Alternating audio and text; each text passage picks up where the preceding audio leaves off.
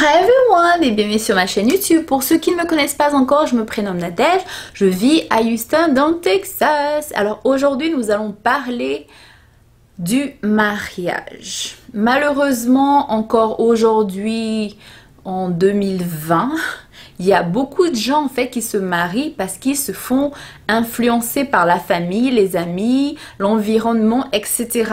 Mais ce qu'on ne vous dit pas, c'est que si tu n'es pas prête pour le mariage, c'est for sure, c'est lié à un divorce et à une rupture difficile, ok? Donc, avant de te marier, il faut que tu te poses les bonnes questions. Est-ce que tu te maries pour faire plaisir à la famille? Est-ce que tu te maries parce que ta copine ou ta cousine ou Pierre-Paul Jacques s'est marié et que toi tu veux faire la même chose? Est-ce que tu te maries parce que tu aimes vraiment la personne avec qui tu es, que ça fait des années que vous êtes ensemble et que tu es sûr de ton amour pour la personne, etc. Il faut que tu te poses des bonnes questions parce que ce qu'on ne te dit pas, c'est quoi?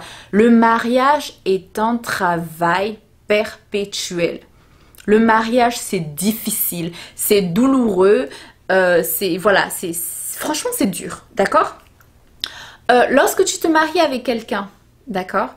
Si vous avez des cultures différentes, ça va être encore 2 fois plus difficile que quelqu'un qui se marie avec quelqu'un d'un même pays ou d'une même culture.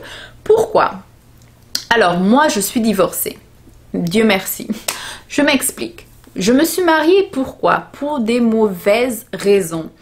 Mon ex-mari à l'époque est allé en Afrique voir ma famille. Donc, parce que en fait, avant ça, il m'avait déjà demandé en mariage 3 fois et j'avais dit non. Parce que j'étais pas prête et j'étais pas prête. Donc, du coup, il m'a surprise parce que j'étais allée au Gabon en vacances et lui, le gars, il s'est pointé. Voilà, il m'a juste envoyé un message. Ah, je suis dans l'avion, j'arrive au Gabon. Et moi, je sais, qu'est-ce qui se passe? Bref, donc il est venu la rencontrer, ma famille, mes amis. Et là, c'est eux qui m'ont foutu la pression. Mais pourquoi tu te maries pas avec lui? Regarde comment il a fait tout ce trajet juste pour venir te voir pendant 3 jours et t'apporter ta bague de fiançailles. Il est extraordinaire, il est génial, il est gentil, etc. Ils m'ont tellement mis la pression que je me suis dit, ok, je vais accepter. Donc, au bout de la 4e fois, il m'a fait sa demande en mariage. J'ai dit oui. C'était vraiment pour des mauvaises raisons. C'est parce que ma famille et mes amis m'ont mis la pression. Donc, je ne veux pas que tu prennes ta décision par rapport aux amis, à la famille, parce que elle s'est mariée, moi, je dois faire pareil. D'accord? Je ne dis pas ça pour te décourager du mariage.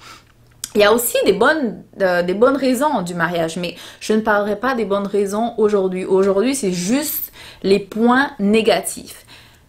Mon ex-mari est américain, d'accord? Et moi, je suis d'une culture franco-africaine, d'accord? Donc, lorsque je suis arrivée aux États-Unis pour m'installer avec lui, etc., le premier truc que j'ai trouvé vraiment difficile, c'est que il n'avait pas d'amis. Lui, ses amis, c'était les collègues de travail, d'accord?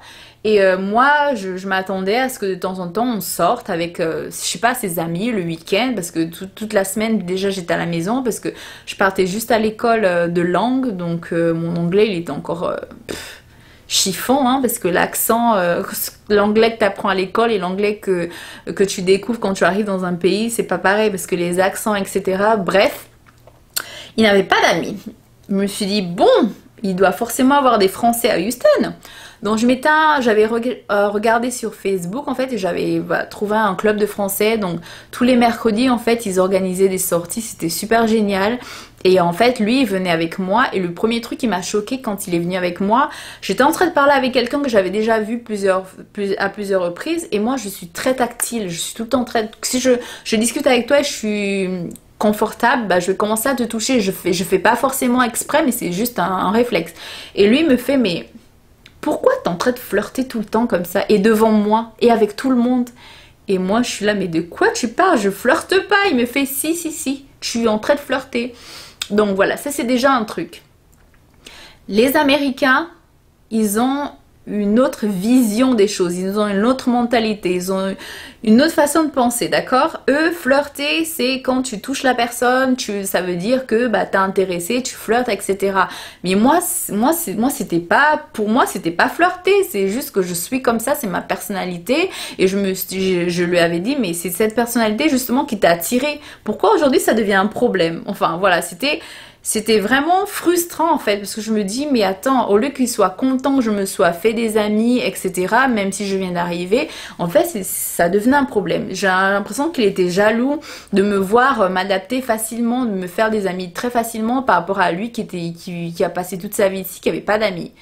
Voilà, c'est un truc qui était bizarre pour moi, parce que les Américains, faut savoir que eux c'est boulot maison boulot maison. Leur meilleur ami, leur everything, c'est leur famille en fait. Ils ont pas le temps en fait d'avoir des amis, ou alors si le mari il est super friendly, la femme elle va péter un câble, ouais tu sors tout le temps et tout, tu sors pas, enfin ils vont. C'est un monde différent, d'accord? Donc, dans le mariage, tu as le pessimiste et tu as l'optimiste. Le pessimiste, il va tout le temps chercher le négatif de la vie, il va tout le temps se plaindre. Ouais, la météo, elle est pourrie, les voisins me font chier, mon boulot, enfin, mes collègues, je les aime pas, j'aime pas ce que je fais, etc. L'optimiste va toujours dire non, mais essaie de régler les choses, la vie est belle, on ne vit qu'une fois, enfin elle va voir, ou il va voir la vie en rose. Et ça au début ça va peut-être vous attirer, dire oh mais elle est tellement optimiste et tout, j'adore ça de la personne. Et ensuite, au fur et à mesure que vous allez vivre ensemble, ça va te faire chier en fait, de te dire attends mais lui il est tout le temps négatif, il est tout le temps en train de voir le noir partout et tout. Voilà, quelque chose qui va peut-être que tu vas trouver amusant au début, ça va clairement t'énerver, tu vois. Tu vas dire, mais attends, mais c'est bon quoi, je me suis pas mariée pour entendre quelqu'un qui se plaint tout le temps comme ça, qui est tout le temps négatif, et ça va déteindre, tu vas pas peut-être réaliser de suite, mais ça va déteindre en fait sur ton humeur, sur ta façon de penser et sur ta façon de vivre, parce que quand tu es tout le temps avec quelqu'un qui est négatif, tu vas devenir négatif. Que tu le veuilles ou non, que ce soit conscient ou inconscient, tu vas devenir négatif. Voilà, ça aussi. Ensuite, dans le mariage, tu as cette personne qui va toujours attendre tout de toi. Exemple. Si, parce que quand tu copain-copine, l'autre vit chez, voilà, vous vivez chez tu vis chez toi, elle vit chez elle, etc. Tout est parfait, mais tu sais pas si la personne est bordélique. D'accord? Si toi t'es super organisé et que la personne, l'autre, elle est bordélique, au début tu vas te dire ouais, mais comment tu fais? T'es tellement organisé et tout, c'est trop bien. Tu vas te dire dans ta tête, oh, moi dans le couple, j'aurais pas besoin de faire le ménage puisque il va s'occuper de tout. Mais non, sauf que à la longue, la personne, ça va l'énerver. Tu vas rentrer du boulot, tu vas déposer ton sac sur le canapé, elle va te dire, mais attends, ça reste pas là, quoi. Tu vas ranger à l'endroit où c'est censé être. Il y aura, tu vois, et ça va causer en fait des conflits, parce que il faut toujours vous rappeler que tout ce qui te séduit au début, surtout si c'est opposé à ce que tu es, à la longue, ça va créer des tensions et des disputes. Donc le mariage, c'est un travail continuel. Quand vous vivez avec quelqu'un, il y a la monotonie qui s'installe rapidement. À la longue, tu vas plus vouloir trop sortir. Tu vas trouver ton partenaire ennuyant. Tu vas t'énerver avec lui ou elle pour des petits trucs en fait. Tu vas te dire, mais attends, mais alors qu'au début, toi, ça t'amusait, ça te faisait plaisir, ça te changeait en fait de ton mode de vie, etc. Mais à la longue, ça va t'énerver. Donc le mariage, il faut être préparé à ça. Parce que c'est un travail de tous les jours. Quand tu sors avec quelqu'un, si tu en as marre de la personne, tu dis bon allez bye, on se sépare, c'est fini. Mais quand tu es marié et que tu as des enfants et que tu as une maison, c'est beaucoup de travail parce que l'autre va toujours attendre quelque chose de toi. Le mari va rentrer du boulot, il va se dire bon ma femme a déjà préparé, tu vas rentrer, il n'y a rien qui est prêt, ça va aussi causer des tensions. C'est trop de travail en fait. Il faut toujours trouver le moyen de rallumer la flamme entre vous, de toujours trouver des activités pour que vous ennuyez pas, de trouver pendant les fêtes de Noël, de Thanksgiving, etc. Il faut trouver en fait, il faut plaire il faut plaire à l'autre personne. Est-ce qu'on passe Noël chez ta famille? Est-ce qu'on passe Thanksgiving chez la mienne? Comment on s'organise? Le mariage, il faut être patient et il faut être à l'écoute de l'autre. Vous ne savez pas à quel point c'est un boulot. C'est un boulot à plein temps. Voilà, c'est un boulot à plein temps. Il faut tout le temps trouver le petit truc pour faire plaisir à l'autre. Il faut tout le temps, en fait... Je sais pas, tu vas te dire, ouais, on est mariés, c'est bon, il n'y a plus rien à faire. J'ai pas envie de cuisiner, on va prendre des plats emportés. Non, j'ai pas envie de sortir aujourd'hui, donc j'ai pas envie de me maquiller, j'ai pas envie de me faire belle, je suis fatiguée, je vais au boulot, je dois maquiller, me faire belle tout le temps. Bah à la longue en fait, bah ça va peut-être énerver ton partenaire parce que quand vous êtes connus, tu étais tout le temps tout le temps belle, tout le temps maquillée et maintenant vous vivez ensemble, maintenant vous êtes mariés, tu te laisses aller, non, ça va pas être possible. Enfin voilà, il faut juste vous dire en fait qu'il faut être prête. Le mariage, je vais le répéter encore et encore, c'est un travail de tous les jours. C'est beaucoup de sacrifices, c'est beaucoup de travail, c'est beaucoup de pression, c'est beaucoup de pleurs et de cris. C'est pour ça, ceux qui sont mariés, ils envient ceux qui sont célibataires. Pourquoi? On se dit toujours, oui, on veut toujours ce que l'on n'a pas. Et la personne qui est célibataire, elle rêve, ouais, j'aimerais tellement être mariée. Pourquoi? Parce que tu as la pression de ton entourage, etc. Mais c'est pas facile le mariage, c'est beaucoup de travail. C'est beaucoup de travail. Je vais faire en fait une série en fait où je parlerai de mariage. Je vais faire une playlist. Et voilà, je te recommande vivement de voir cette playlist. Ça va être la deuxième vidéo parce que j'avais déjà fait une vidéo où je parlais de la préparation du mariage, mais je pense que je ferai encore une autre pour développer un peu plus. Donc voilà, c'est juste pour te dire, ma soeur, mon frère, si tu veux te marier, c'est parce que tu es prête. C'est parce que tu as peser le pour et le contre et que dans ta tête, tu te dis c'est la personne avec qui je veux passer le reste de ma vie. D'accord? Ne te marie pas parce que ta famille, tes amis, tes voisins te mettent la pression parce que ta meilleure amie s'est mariée. Le mariage, c'est pas fait pour tout le monde.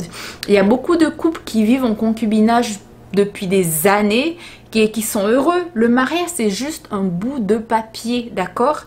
Donc, ne te mets pas la pression. Le mariage, ce n'est pas le plus beau jour de ta vie tous les jours. C'est des pleurs, c'est des cris, c'est des angoisses, c'est des regrets, c'est des insultes, c'est tout. C'est beaucoup de pression, c'est beaucoup de stress en fait. Parce qu'on vous parle pas de ce mauvais côté de la chose. Je ne dis pas qu'il y a que du négatif, il y a aussi des bons côtés. Mais sur cette playlist, bah, je vous parlerai du bon et du mauvais côté. Mais aujourd'hui, ce sera que le mauvais côté, voilà, de la chose. Donc, s'il te plaît, make sure if you want to get married is because you're ready. Parce que tu es prêt dans ta tête, dans ton cœur, physiquement, psychologiquement, etc. Voilà. Je ferai encore d'autres vidéos sur le sujet. Et donc voilà, je te conseille vivement de t'abonner pour ne rater aucune vidéo. Et puis... commente. Dis-moi ce que t'en penses, d'accord? Parce que j'aimerais bien en fait que tu me dises toi ce que ça t'a apporté dans le mariage, ce que t'as appris, etc. D'accord? Donc je te retrouve sur ma prochaine vidéo et puis je te dis à la prochaine!